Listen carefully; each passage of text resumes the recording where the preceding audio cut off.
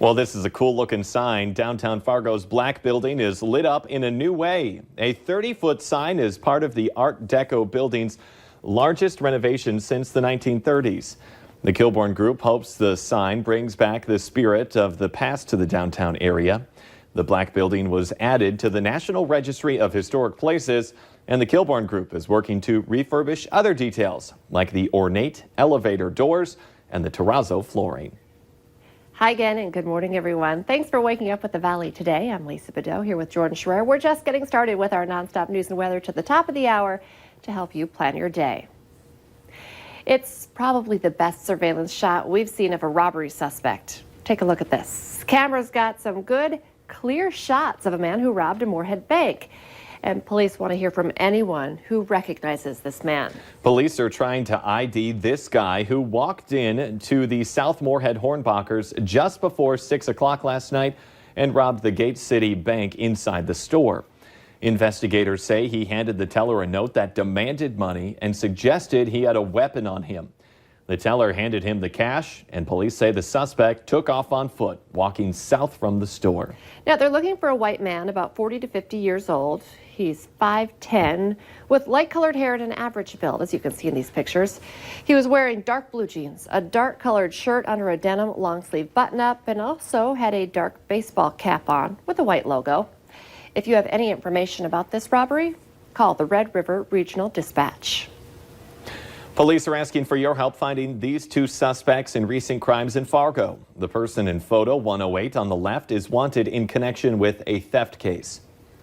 The other person is a person of interest in an unauthorized use of a credit card and a stolen vehicle case. Call police if you know who these people are. It's now 9 minutes before the top of the hour. Let's get a check of that Thursday forecast with Lisa Green. Good morning. Sunshine out there for many of us today, especially in eastern North Dakota. This is our view from East Grand Forks of the Red River. Still flooding, but again, receding here in the valley. And we've got some blue sky there in our view. And over in Verona, down in southeastern North Dakota, we've cleared out. We've got a nice view of the sunshine. It's been a while since we've seen that. Fargo is kind of one of the exceptions. We're on the edge of the cloud deck, so our view has been a little bit different. And in fact, we've had some fog develop too. We're looking off to the west right now, and you can see this is the Sanford Hospital. There was where we're seeing that obscured by some fog that has popped up in Fargo. And there are other spots in the valley where we're dealing with some dense fog. A quarter-mile visibility in Cavalier and Hallock at half-mile there. So there's some pockets here where your visibility is going to be down. Our radar and satellite map showing the system pulling away and our chances for rain up in the northeast winding down, though anywhere where we have clouds, can't rule out a couple of raindrops and sprinkles underneath those to this morning. Our temperatures are into the 30s, most of us at least. It's 36 degrees in Fargo and 33 in Grand Forks. So look at your hourly planner for Fargo today. Expect some gradual clearing with those clouds, and we'll end up with some sunshine coming up, and that fog will lift too once those temperatures start to rise, and we'll end up with warmer numbers in the valley, especially in eastern North Dakota where we'll have sunshine longer. We'll be about 10, maybe even 15 degrees warmer than yesterday, into the upper 50s here for Fargo. The wind will be switching direction and will also be on the lighter side for us today too. So a really pleasant afternoon and evening. It may take a while for the clouds to clear for you in the east, but we will see some sunshine for later this afternoon and evening for you too. Sunset not until 8:30, so we've got a lot of time to enjoy that after work. Heading into Friday, we've got a chance for more rain, maybe even a rumble of thunder overnight tonight and into Friday morning. We'll get a break midday, and then more chances for some rain Friday evening, and then another round Saturday. So still in an active pattern, but I'm hopeful that we'll get more opportunities at getting some sunshine in between events as we head into the weekend. Let's check in now with Al. Morning, Lise. Good morning, everyone. We're on Interstate 29 this morning. We're northbound right now, just approaching the 12th Avenue North area, and traffic out here is fairly brisk. I wouldn't say it's real strong, but fairly brisk. It's actually not as busy as it was a little bit earlier this morning. I want to remind you again about that stalled car that we have. It's on the ramp off southbound Interstate 29 onto 12th Avenue North. Looks like a subcompact, kind of a brown-colored one. Make sure that you're looking out for that one. Flashers are on. Construction note for you this morning. Don't forget they're going to be shutting down Cheyenne Street, the underpass at Cheyenne Street and Interstate 94 once again One more time tonight at 8 o'clock. It'll be shut down until 6 o'clock tomorrow morning. And also on Cheyenne Street, the intersection at 40th Avenue and Cheyenne Street, that is closed. You're not going to be able to get through there anymore. All kinds of construction in the area. Make sure you are driving extra carefully today, folks.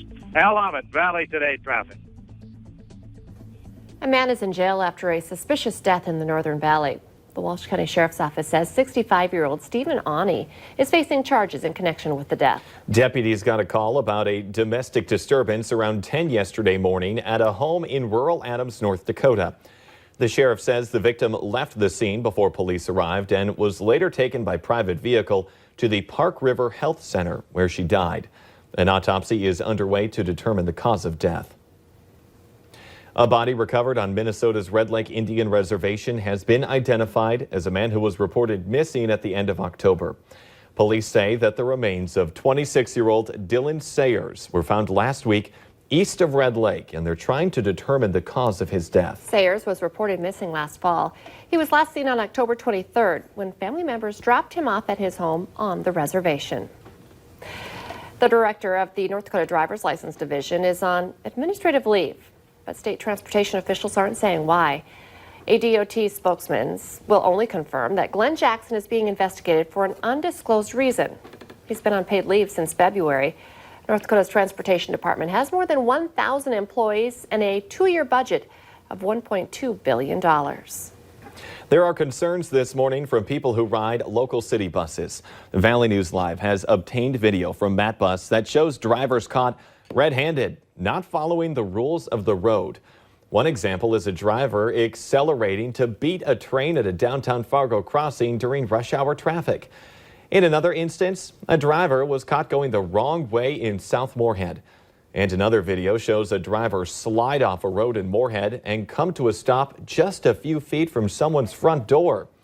The 3 incidents that we showed were among hundreds of instances where the public filed complaints against local drivers.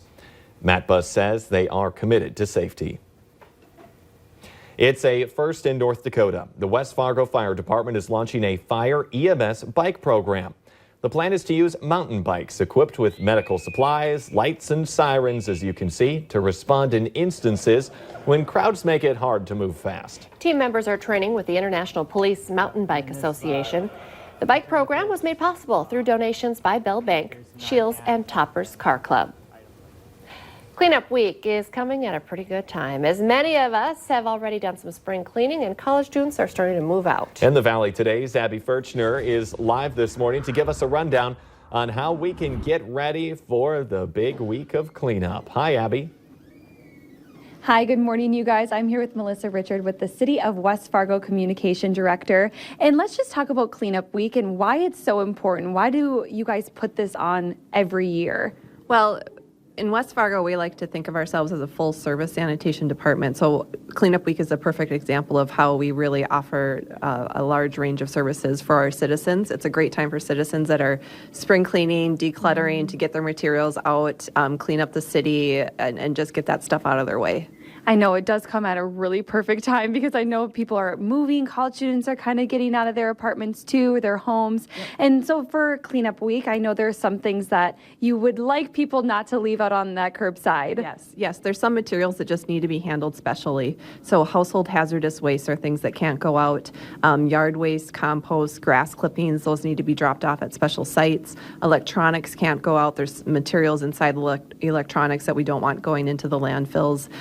And so just special materials like that. The cleanupweek.com website has great information for everyone to check to find out what's specific to their city. And so how does Cleanup Week work? Can you just kind of lay this out whenever throughout the week, or are there specific times? Sure. So Cleanup Week in West Fargo, your materials are collected the same day as your normal garbage day. So if Monday is your day, that's the day you need to get all your stuff out. Our sanitation crews that work hard all year round will go around and collect garbage normally. And then there's other departments within Public Works that come by with trucks for large materials, for metals, for everything, and they get the rest of it. So put it out there. Try to separate the materials if you can. Stack them neatly. If you're going through other people's Cleanup Week materials because you want to find a special treasure, make sure sure to do that neatly as well, and just let our guys get there and clean it up for you. It is all hands on deck that week, and you can, this isn't just the city of Fargo. I know Dilworth, Fargo, West Fargo, Moorhead, all the communities are getting in on this. So if you're decluttering this weekend, doing some spring cleaning, this is the perfect time. Abby Furchner reporting live. And if you are searching for that treasure, I have to say, watch out for upholstered things. You never know what bugs or things could be in that. So watch out for that. Good Stay reminder. safe.